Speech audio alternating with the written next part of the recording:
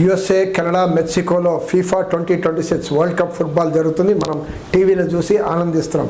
కానీ దాని వెనకాల డార్క్ సీక్రెట్స్ ఉన్నాయి, చీకటి కోణాలు.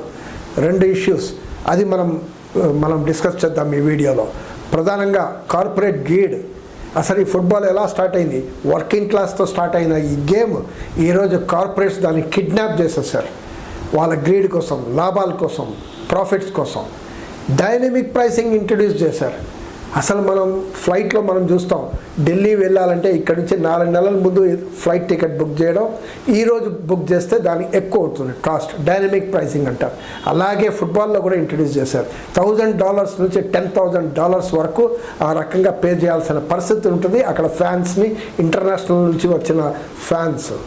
అదే రకంగా ఫీఫానే స్వయాన్న రీసేల్ పెట్టింది, టికెట్స్ రీసేల్ అంటే బ్లాక్ మార్కెటింగ్ ఇంట్రడ్యూస్ చేసింది. ఎంత దారుణమంది! ఓ football federation indulging in black marketing.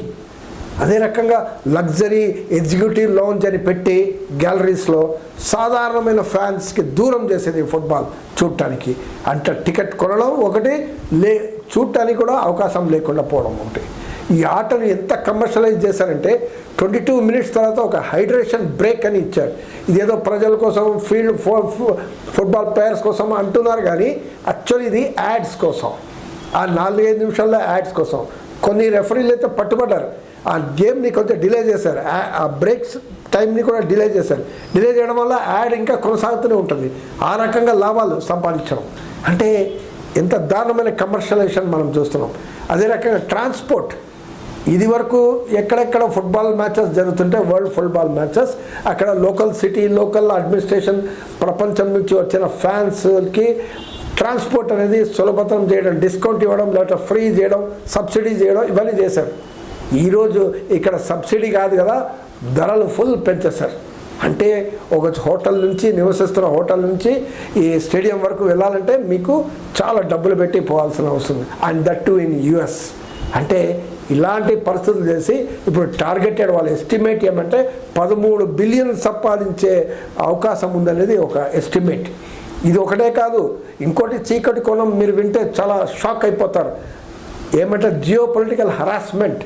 Somalia referee Omar Ayan Artan, ఆయన్ని అసలు ఫీఫానే నామినేట్ చేసింది రెఫరీగా ఒక మ్యాచ్కి. ఆయన్ని అసలు వీసా ఇవ్వకుండా డినై చేశారు. అంటే సెనెగల్, ఉజ్బెకిస్తాన్ నుంచి టీమ్స్ వస్తే వాళ్ళని గంటల తరబడి ఎయిర్పోర్ట్స్లో చేసి సర్చ్లు చేసి ఆ రకంగా ఇన్సల్ట్ చేశారు. అదే రకంగా ఇరాక్ ప్లేయర్ ఒకడు, పెద్ద స్ట్రైకర్, ఐమాన్ అనే స్ట్రైకర్, ఆయనైతే షికాగోలో 7 అవర్స్ డిటైన్ చేశారు. అక్కడ వాళ్ళ ఆఫీషియల్ ఫోటోగ్రాఫర్ని 10 అవర్స్ డిటైన్ చేశారు. అదే రకంగా చాలా చూస్తున్నాం. ఇలా చాలామంది ఫ్యాన్స్, రెఫరీస్, సపోర్ట్ టీం.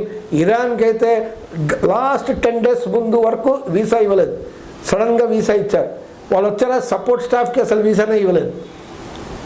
వీళ్ళు వచ్చారు, ఇప్పుడు సీటుల్లో ట్రైనింగ్ చేద్దామంటే లేదు, నాట్ అలౌడ్. అమెరికాలో మీరు ట్రైనింగ్ లేదు, డైరెక్ట్ మ్యాచ్ ఆడాలి, పోవాలి అంతే. సో వీళ్ళు ఏం చేశారు, మళ్ళీ అక్కడి నుంచి మెక్సికో పోయి, మెక్సికోలో టిజియానా అనే ఊరిలో, సిటీలో అక్కడే ట్రైనింగ్ తీసుకుంటున్నారు. మళ్ళీ మ్యాచ్ ఆడటానికి ఇక్కడ వస్తున్నారు యుఎస్ వచ్చిన తర్వాత వెంటనే మ్యాచ్ అవ్వగానే వెంటనే ప్యాక్ ఆఫ్, కంట్రీ వదిలిపెట్టాలంట. వదిలిపెట్టి మళ్ళీ మెక్సికో వెళ్ళాలి, మళ్ళీ నెక్స్ట్ మ్యాచ్ వరకు వెయిట్ చేయాలి. అంత దారుణం ఉంది ఫుట్బాల్లో. మీ జియో పొలిటిక్స్, మీ వారు, ఇవన్నీ మీరు చూపిస్తే ఒక ఫుట్బాల్ గేమ్కే డిస్గ్రేస్ అనేది కనపడుతుంది కదా. ఇది చాలా దారుణం. అదే 1966లో మనం గుర్తు తెచ్చుకోవాలి.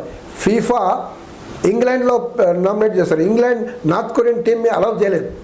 అలౌ చేయకపోతే ఫీఫా చెప్పింది, మీరు అలౌ చేయకపోతే ఈ ఫుట్బాల్ మ్యాచెస్ మేము వేరే దేశంలో నిర్వహిస్తాం అనగానే అప్పుడు ఇంగ్లాండ్ దిగి వచ్చి నార్త్ కొరియన్ టీమ్ని అలౌ చేయాల్సిన పరిస్థితి అనేది ఏర్పడింది.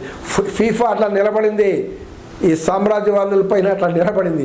ఈరోజు ఫీఫా మొత్తం సరెండర్ అయిపోయింది. ఈ ట్రంప్ గాళ్ళకి, ట్రంప్ అసిస్టెంట్లకి, ఈ సామ్రాజ్యవాదులకి, కార్పొరేట్లకి మొత్తం సరెండర్ అయ్యి ఈ గేమ్నే భ్రష్టు పట్టించే పరిస్థితి ఈ ఫీఫా తీసుకొచ్చింది. దానివల్ల డిస్గ్రేస్ అంటే క్రెడిబిలిటీ కూడా పోయింది. ఐపీఎల్ చూస్తున్నాం కదా, ప్లేయర్స్ని కొనడం, టీంని కొనడం, ఇవన్నీ చూస్తున్నాం కదా. పెద్ద పెద్ద బిజినెస్ హౌస్లు, పెద్ద పెద్ద సినిమా హీరోస్, వీళ్ళంతా మన ఈ గేమ్ని ఎట్లా భ్రష్టు పెట్టారు.